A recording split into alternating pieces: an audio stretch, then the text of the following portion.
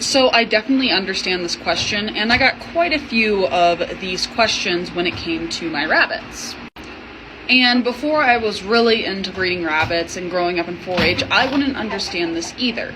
But when it comes to Rex, there is a reason why they can be too soft. It is the difference in the luxuriousness and the thickness of the coat. The difference between silk and velvet.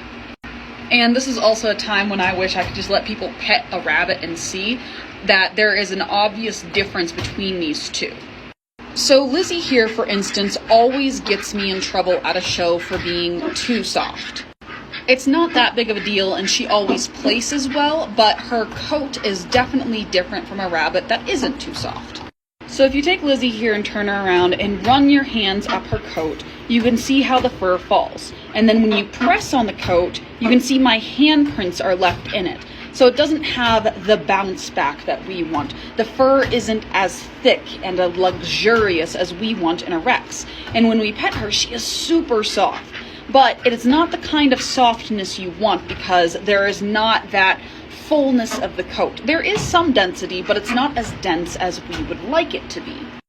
Whereas if we compare that to Strawberry when we're petting him and petting him up, as you can see, petting him up, there are fewer spaces in between his hairs because of how densely packed his fur is. And if you look at his bounce back, other than the shedding, if you look at his bounce back, his fur goes back to where it is when I put my hands in it because his fur is so dense.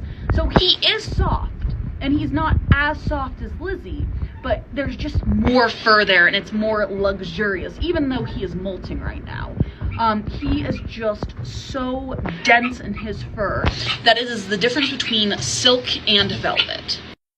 In Rex, we want that velvety texture, that tightly packed fur. And that's why when you hear me talk about Lizzie being too soft, it's a bad thing.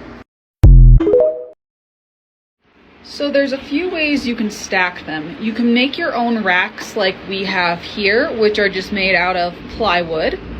And you can put more space in between the racks to do a more traditional pan to catch urine and feces. Or you can do it like this and you can use Tupperware containers, which works really well for us. Another option is you can go with the manufacturer made ones like this one right here. It just has the metal that stacks on top of itself and is connected with nuts and bolts. Here is also what you can use for another manufacturing stand, which again, it's just metal, nuts and bolts connected to the cage, and it stays up pretty well. The downside to the homemade racks is that they're bolted into the walls and aren't very mobile, whereas the ones that are made by the manufacturer are attached to the cage and are easily removed by twisting the bolts out. The metal is also super easy to sanitize. It does rust over time though, like you see here. The wood though is harder to sanitize, and it also, if you see here, these streaks are stained into the wood, and that's just from the rabbits and the urine, and sometimes they come off really well and other times they just come back like that. So it's not as aesthetically pleasing. I don't know if anyone cares or not, but look how the experiment with Freak is going. His points are starting to blacken up and I am so excited for it. And it's a little harder to see on Chow Chow because of how young she is, but her points are starting to get dark as well. Something to think about when you are breeding mini breeds of rabbits. Y'all know Miss Lulu. We love Miss Lulu. She is just a peach. But I just did her weight today, and she is 3 pounds and 4 ounces, which means she has just hit a senior weight at 3 months old, which means technically by weight she could be bred. Now, should and do are two completely different things that we should probably keep in mind when it comes to raising our rabbits. With miniature breeds, you can breed them starting at 4 months of age, but I definitely recommend 6. And that is a super early point for me, is 6 months to breed a rabbit. And that's because a lot of times they have baby brain. I personally like to breed my rabbits around the 8 to 9 month mark range, and the earliest I will breed them is around 7 months, but that's only if I really trust the doe has a good head. And in the end, this just saves me a lot of trouble because they make better mothers, which means I have fewer bottle babies, I have to shelf fewer kits, and it's less work and emotional damage for me. So if you are looking at breeding your rabbits and you do get mini breeds that can be bred early, I just ask that try waiting a few extra months. It's totally worth the wait. With that being said, on the opposite side of the spectrum, I would make sure you breed them before a year of age, and if you want a separate video on that, I would be happy to do it. For those of you who don't know, I got a few new silver foxes. I got Nina, who is a little doe and a chocolate carrier, and Zeus, who is a little blue buck. And this is Eduardo. I'm just filming him because he's used to my nonsense and isn't going to get stressed out by me poking at him. But anyway, when you get a new rabbit or you are selling a rabbit, you should always have a transitional feed. A transitional feed is just a set amount of pellet that you either give to a buyer or a seller gives to you to ensure that your rabbits can transition on to whatever feed they're going to get in their new home. What this does is this eliminates kind of some of the problems we see with GI stasis and other issues such as bloat with these rabbits, because they're already going to be stressed enough when going to a new home. With that being said, if you do not get a transitional feed, which you should be getting from your buyers and sellers, what you should do is you should put them on a straight alfalfa hay for about a week or so and slowly transition them onto the pellet you're planning to feed. What this does is this helps to eliminate those problems that these rabbits would have if you were just putting them onto a straight feed. I don't know if I've talked much about this menace to society here on my TikTok. This is Blueberry. Blueberry is the daughter of Penguin and Strawberry and is looking to be our replacement doe for our broken black lines. So she should be replacing Penguin in the upcoming months. With that being said, her first show is going to be at the end of next month, and we are super excited for it because she has such great type and coat.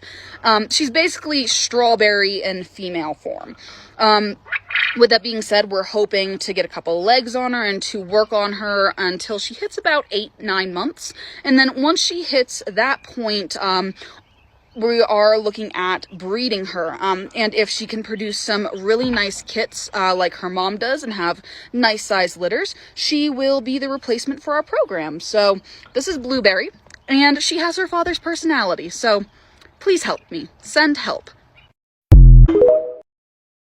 Before you get started in showing mini Rex, the first thing that I suggest you do is get the Standard of Perfection written by the ARBA. It goes over everything that you need to know about the breed, whether that be what colors are permitted, eye and toenail color, as well as general type and what everything is worth points-wise. The front cover normally looks something similar to this. I have just destroyed this thing. So I use this constantly and it is a great investment. First thing we are going to look at is what you want to look for in a mini Rex. When you look at a mini Rex, you want to get them posed properly. You want their front feet to be underneath their eyes, their hind feet to be under their hip, and you want to give them a bit of a squish to kind of give them the correct and proper form. What you want is a compact type, meaning that the animal is a ball. It is just a circle from head all the way down to butt and from side to side. You want their height, the highest point of their body, to be right along the shoulders, and you want their hips, this part right here, to be as wide as the animal is tall. Basically a ball.